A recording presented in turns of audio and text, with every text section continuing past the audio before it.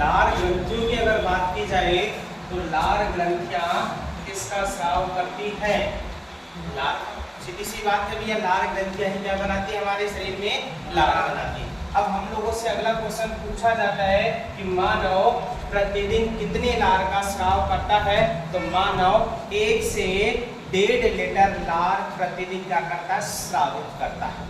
अब बात करते हैं अगला क्वेश्चन हम लोगों से पूछा जाता है कि मानव की लार का पीएच मान कितना होता है? तो लार का पीएच मान होता है 6.5 से लेके 6.8 होता है। ठीक है, तो अगर प्रकृति पूछ ले तो बताओ लार की प्रकृति कैसी होगी, अम्लीय या क्षारीय? जब पीएच का मान 7 से कम होता है तो प्रकृति कैसी होती है? अम्लीय। 7 पर कैसी होती है? उदासीन। और 7 से ऊपर चलती है तो प्रकृति कैसी होती है? क्षारीय होती है। तो बताओ पीएच का मान 7 से कम है या 7 से ज्यादा? कम। तो पीएच का मान क्या हो जाएगा? अगर प्रकृति पूछ ले तो इसकी प्रकृति होती है अम्लीय। तो हमारी लार की प्रकृति कैसी होती है? अम्लीय होती है। फिर बात करते हैं लार ग्रंथियों की। तो मानव में 3 जोड़ी लार ग्रंथियां पाई जाती हैं। कितनी जोड़ी ग्रंथियां पाई जाती हैं? 3 जोड़ी लार ग्रंथियां होती हैं। कौन कौन सी? सबसे पहली जो ग्रंथि होती है ये होती है पैरोटिड, या इसी को बोला जाता है कर्णपुर। कर्णपुर का मतलब कहाँ पाई जाती है? हमारे कान के पीछे पाई जाती है।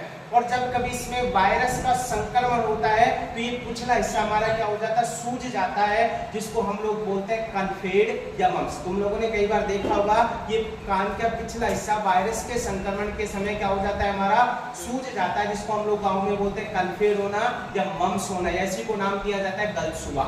ठीक है, अब बात करते हैं तो ये सबसे बड़ी लार ग्रंथि होती है। तो अगर आप लोगों से पूछा जाए कि भैया सबसे बड़ी लार ग्रंथि कौन सी होती है?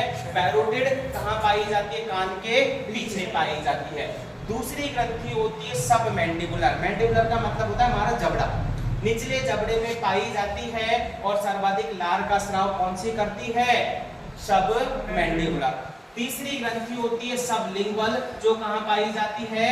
जीभ के नीचे पाई जाती है। और सबसे छोटी ग्रंथि होती है। तो सबसे बड़ी होती है पैरोटिड और सबसे छोटी कौन सी होती है? सबलिंगुअल। और तीनों के द्वारा ही किसका स्राव किया जाता है? लार का। सर्वाधिक लार कौन स्रावित करती है? सब मैंडिबुलर। लार का 75% भाग अकेले कौन बनाती है? सब मैंडिबुलर बनाती है। ठीक है, तो ये बात होगी लार ग्रंथियों की कि लार ग्रंथियां कितनी होती